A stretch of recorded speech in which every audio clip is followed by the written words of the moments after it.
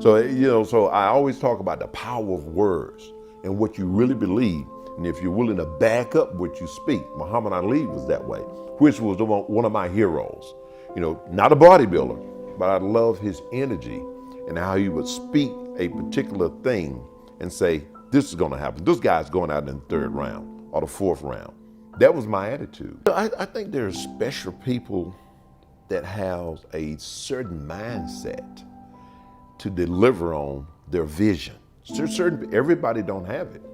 That's why there is only one Muhammad Ali, one Arnold Schwarzenegger, one Lee Haney. Because I never doubted. As I said in 1982, I'm in a sling. I hadn't recovered yet. I still have stitches in my wrist. And we're sitting around at the gym, and I said, I'm gonna shock the world of bodybuilding in 1982. It was no doubt. I never had a doubt. So I think there's something that's inside of certain people that speaks that and make it a reality. Is it cockiness? I think it's an assurance, inner assurance and strength that I had and that people who achieve great things have. It's nothing that can be manufactured in your mind. You can't make that. You either got it or you don't. Every guy that I've been around that's very successful, be it in business or whatever, they have a different kind of attitude. And that's what separates the would-be's from the guys who actually get there.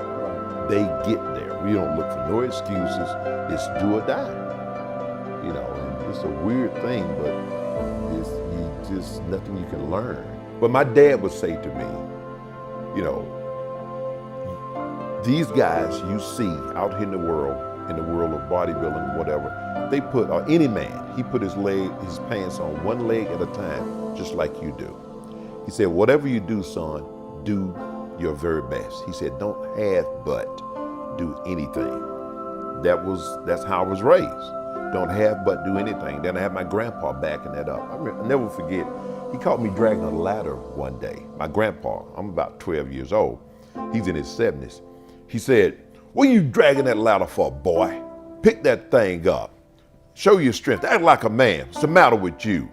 Man, I picked it up and put it on my shoulder and went about. My granddad had cross striations in his chest.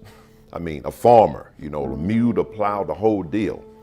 So when you raise around things like that, and that kind of wisdom is imparted into your life, it can take your mind to great places. My mom would always say, she would say, son, put God first in your life. That means honor God with your life. And she said, it'll take you around the world. There's nothing you can't accomplish. So all of these people that was a part of my journey who created Lee Haney gave me that mindset, that drive. And then of course I had to put the elbow grease to it. You can have words spoken to you as much as you want, but you have to allow them to be embedded in your spirit. And once you get that, man, you can conquer the world. Right. You can conquer the world. You feed your kids positivity, keep negativity away from them as far as what you speak, because words are powerful. Words are extremely powerful. They can hurt or they can inspire, So as a parent, I strongly believe that is what we have to do, we must do. And in times of challenges, we have to hold their hands and walk them through those different challenges. Let them know that no, life ain't a bed of roses. You're gonna be confronted with negativity, negative people, but you have to hold true to who you are and believe and continue to move forward. Just as you face that negative challenge or that negative person, just remember that. That's a lesson, because you're gonna meet another one. So don't give up, keep pushing forward, keep believing in yourself. My mom only went to the 2nd grade.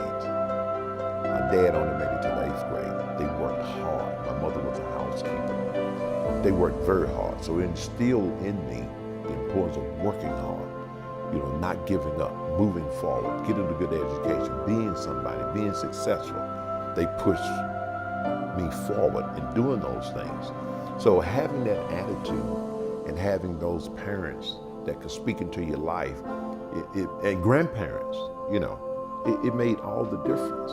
I think when you come sometime from a side of the fence that's nice and sweet, and everything is twiddly-dee, twiddly-dum, your attitude is not the same.